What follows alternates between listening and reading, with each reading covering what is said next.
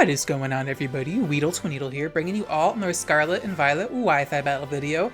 Today we are featuring some Hisuian Pokemon that we transfer from Pokemon Home because Pokemon Home recently dropped from Scarlet and Violet, and I just wanted to use some of the Hisuian Pokemon. They're not legal in VGC at the moment. We have to wait until July to use the new Pokemon, which I'm kind of relieved about because it gives me some time to adjust to how broken some of these Pokemon are.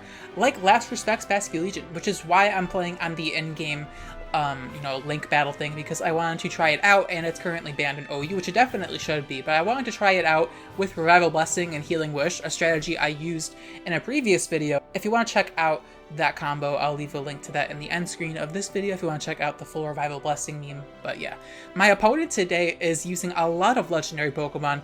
I was kind of expecting to run into like a super tryhard OU team, but honestly, this takes me back to X and Y, where I would just fight a bunch of legendary teams and bully them. So I'm kind of I'm getting some nostalgia energy from this battle, so let's just get into this battle and try to have a fun time. Starting it off strong is our trainer cards. Like, I have the Pride trainer card. Even my opponent's not the best battler, their trainer card is eating. Like, that is a really cute trainer card, I'm not gonna lie. But they're gonna lead off with their shiny Diancie. That's such a pretty Pokemon in this. Like, oh, I love Diancie. I should use her soon, but I'm just gonna go for the Iron Head turn one, as they're actually gonna make the smart switch, conserving their Diancie, and they're gonna bring out their Volcanion onto the Iron Head. So far, my opponent has made a good play. I didn't want to underestimate the opponent. Now they're gonna go for an Overheat.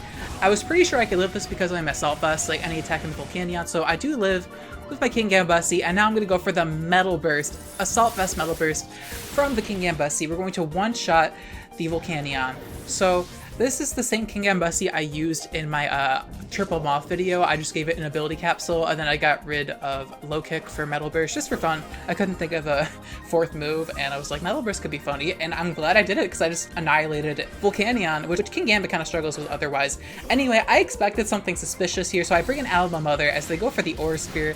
I wasn't expecting Aura Sphere, but Mew can learn like so many moves, so you never know what to expect from Mew. So they're going to bring out their Magearna, shiny Magearna, and I just go for a Wish because my Alomomother is a very supportive mother. She just goes for wishes, and now I'm going to go for the Whirlpool into Magearna because it might just go for Calm Minds and stuff like that.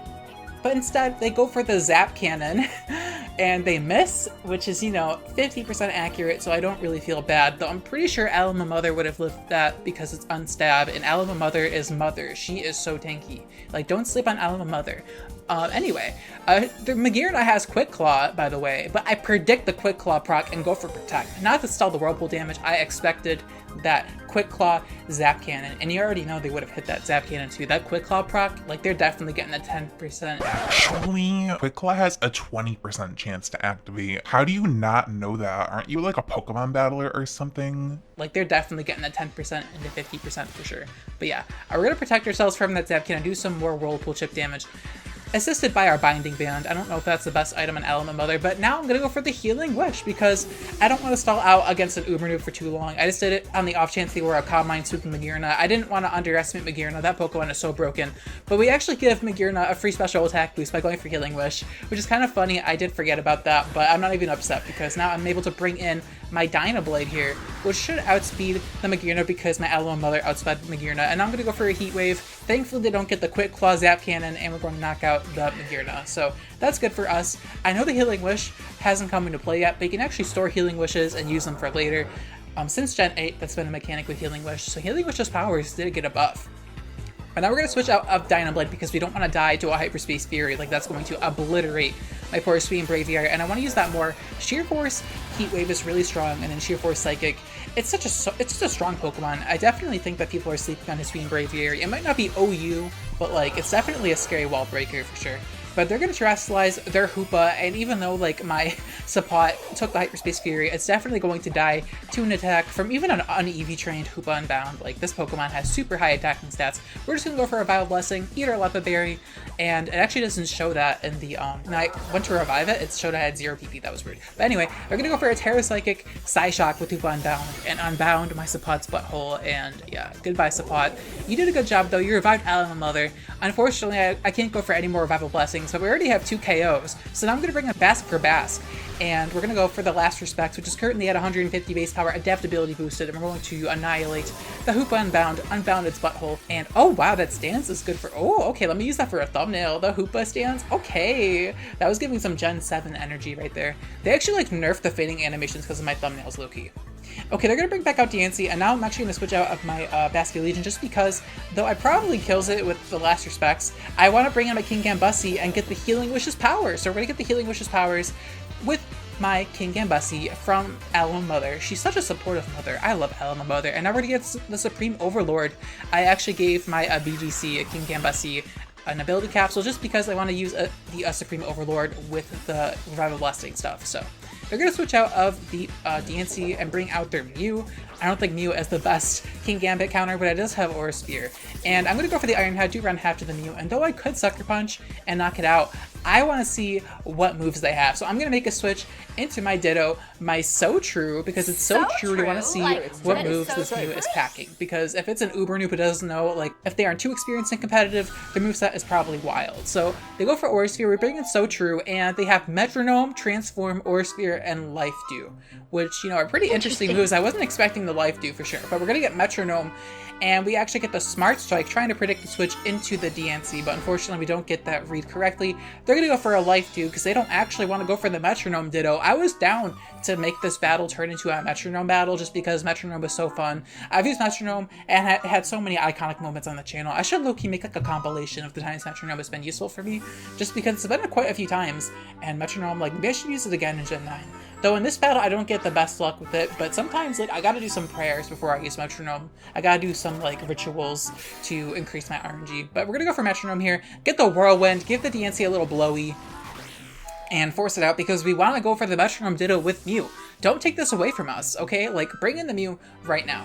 Unfortunately, we bring in the Arceus. This is the first time I've seen shiny Arceus! And I'm kind of scared of the Arceus because even if this is like, you know, on Eevee trained Pokemon, I mean, it could be scary, but you know what? I'm just going to keep clicking Metronome because I just want to. I'm not taking this battle too seriously just because, you know, it's against a bunch of legendary Pokemon, so I'm just trying to have some fun. We get the smoke screen, make the Arceus accuracy lower, so now I'm definitely staying in, clicking Metronome. I lock that in so fast. They just go for extreme speed. We live with low HP, and now I'm hoping we can get like a close combat or something, but instead we actually get Soak, and I actually learned that you can't Soak Arceus even if it's a normal type. So, I mean, I knew you couldn't Soak it if it had multi-type with a plate, but I guess even with normal type it's immune to Soak, so you learn something new, even against Uber Noobs.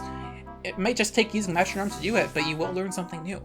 Anyway, we're going to switch out and bring in Bask for Bask because we're expecting Extreme Speed. If the opponent wants to predict that, I'll give them a round of applause. If they don't, they just go for Extreme Speed as we're going to bring in Bask for Bask, teach them what pivoting is, and now we're actually going to double switch against an Uber Noob. Yeah, because you know what? I was scouting just in case, like, they have, like, I don't know, electric attack. I mean, I guess I'm bringing Alomomother, but I figured they were going to switch out. I don't know, I just had a hunch, and they do actually switch out of the Arceus, and they're going to bring out their Diancie. So we got Mother versus Mother right now. And now we're going to give Diancie a bit of a whirl, just because, like, it's time for some Mother bonding, and I'm going to skip a few turns right here, because it's just giving Diancie some whirls. Diancie's gonna go for Stealth Rock, so props to my opponent. Give him a round of applause for using entry hazards. They're learning. But yeah, we're gonna give him a little whirl, lower its health throughout a few turns. We're gonna go for Whirlpool again, just to do a little more chip damage, and do a little more damage. And then finally, after getting it down super low, I'm like, no, Alomomother feels so bad. She's gonna go for another Healing Wish's power. So we're gonna go for Healing Wish once again. This is actually maybe a cool strategy if you have like a Moxie Pokemon, like Quaquaval, whirlpooling them, trapping them in to low HP, and then like bringing in Quaquaval. That might be a cute idea to try. But yeah, they go for Stealth Rocks again because I was spamming Wish Protect, so they probably were just trying to flex on my Protect. But no, I go for Healing Wish's powers, and then bring in Basculegion, and it actually doesn't consume the Healing Wish because I was at full HP. Go for the Wave Crash into the Diancie, and that's going to knock out Diancie. I do feel kind of bad, but it's okay. Bye, Diancie. I kind of wish you were VGC legal, I really do, but you're not, unfortunately. I mean, if Diancie was legal in VGC, she'd be so good. In, like, a non-restricted format, of course. Against, like, you know, Arceus or, like, Zacian, like, no, I don't think, you know, Diancie has the best chances there, but we're gonna go for the Wave Crash, adaptability boosted, do a huge chunk to the Arceus, as we're gonna see what the Arceus has to hit us. They actually have a Citrus Berry, I do believe. Yeah, I think it's Citrus Berry. What if it was Oran Berry? That would have been iconic. But no, they have Citrus Berry, and they're going to hit you with an Earth Power to around, like, 30%, because I doubt that Arceus has special attack EVs. And now they're going to switch out of the Arceus because they don't want to die to Wave Crash. I don't know why, but they're just going to bring out their Mew, which is definitely not a counter to Basculegion, but you know what? They don't want to lose their Arceus. That is their favorite. That's a shiny Arceus. That's probably their favorite Pokemon they have. So they're going to sack their Mew. And now, I believe they bring out... What do they bring out? I forgot. But Basculegion gets chipped down a little bit more. And who do they bring in? They bring back out Arceus. And I'm like, okay, you know what? Since he switched out, I'm going to switch out. Because I don't want to let my Basque die. I have a Healing Wish stored, so I could use that for later. So I'm going to bring in my Dynablade, just so I can keep Basque for later, and then Healing Wish it back to full, just because I want to be that bitch. Because they switched out Arceus, I'm going to switch out my Basculegion. I'm going to bring in Dynablade as we predict the Earth Power. And now, I'm going to switch back out into Basculegion, expecting the extreme speed. We're kind of just bullying my opponent. I kind of feel bad, but like, they didn't go for the Metronome Ditto, so they deserve to get finessed, okay? Like, they could have avoided this. We could have just had a fun Metronome on Metronome action, but no, Basque for Basque instead. Now, they go for the E-Speed, they get their ass red, and I shouldn't be talking trash. This is super fun. I'm not taking this too seriously. If you're offended by my commentary, make sure to leave a like. And if we're gonna Terra Normal, you can make fun of me in the comments for running Terra Normal Basculegion, it's okay. I'm the noob here. But yeah, we're gonna go for Terra Normal Double Edge. We do have Terra Normal for Facade on the off chance we get statused. It could be funny. I was just experimenting with it, okay? Like, listen, I was just having fun. And if we were able to defeat Red, thanks to, thanks to everyone. I think everyone on the team kind of did work in that game. So, yeah. Hopefully you all enjoyed that battle. Make sure to leave a like. Comment on what your favorite Hisuian Pokemon is, or like which Hisuian Pokemon you have the most fun using in competitive play, and let me know which Hisuian Pokemon you want to see in a future video. I apologize for the battle not being too competitive, but I figure it's a bit of a nice change of pace, nice little casual. Like, at the end of the day, we're just playing a children's video game, and it's nice to just go back to those roots every now and again. Actual competitive doubles content's probably coming back very soon, maybe some singles content splashed in there, and I have a lot of stuff planned. But yeah, look forward to that. Thank you so much for watching until the end. I love you all very, very much, and I'll check you all in my next video.